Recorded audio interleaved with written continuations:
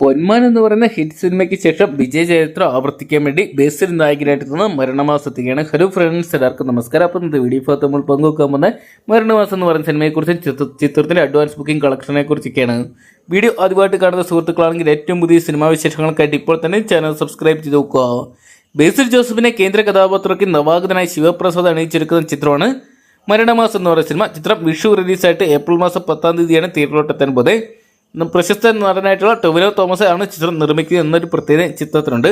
Dark humour genre കഥ പറഞ്ഞു പോകുന്ന ചിത്രമാണ് മരണമാസം എന്നാണ് പുറത്തുവരുന്ന റിപ്പോർട്ടുകൾ. ആദ്യം മുതൽ അവസാനം വരെ ഹാസ്യത്തിന് പ്രാധാന്യം നൽകുന്ന ചിത്രമാണ് മരണമാസം എന്ന ചിത്രത്തിന്റെ ട്രെയിലർ കണ്ടപ്പോൾ തന്നെ ഉറപ്പിച്ചാണ്. സിജു സണ്ണിയാണ് ചിത്രത്തിന്റെ കഥ രചിച്ചിരിക്കുന്നത്. ചിത്രത്തിലെ തിരക്കഥയും സംഭാഷണവും രചിച്ചിരിക്കുന്നത് സിജു സണ്ണിയും സംവിധായകൻ ശിവപ്രസാദും ചേർന്നാണ്. സിജു സണ്ണി ചിത്രത്തിൽ ഒരു പ്രധാന കഥാപാത്രത്തെ അവതരിപ്പിക്കുന്നുണ്ട്. ബേസിലിനൊപ്പം തന്നെ വമ്പൻ താരനിര ചിത്രത്തെ അണിയിറക്കുന്നുണ്ട്. സിജു സണ്ണി, അതോടൊപ്പം തന്നെ സുരേഷ് കൃഷ്ണ, അതോടൊപ്പം തന്നെ രാജേഷ് മാധവൻ തുടങ്ങിയ മലയാളത്തിലെ പ്രമുഖ താരങ്ങളുടെ അണിയിറക്കുന്ന ചിത്രം ബോക്സ് ഓഫീസിൽ വൻ വിജയമായിട്ട് മാറുമെന്ന് കണ്ടുതന്നെ അറിയാം. ഇപ്പോഴത്തെ ചിത്രത്തിന്റെ അഡ്വാൻസ് ബുക്കിംഗ് കളക്ഷൻ റിപ്പോർട്ടുകൾ പുറത്തുവരുമ്പോൾ ചിത്രം ഏകദേശം കേരള ബോക്സ് ഓഫീസിനിട്ട് അഡ്വാൻസ് ബുക്കിങ്ങിലൂടെ ഏകദേശം 40 ലക്ഷത്തിനടുത്ത് തുക മാത്രം കണ്ടെത്താൻ സാധിച്ചു എന്നാണ് പുറത്തുവരുന്ന റിപ്പോർട്ടുകൾ.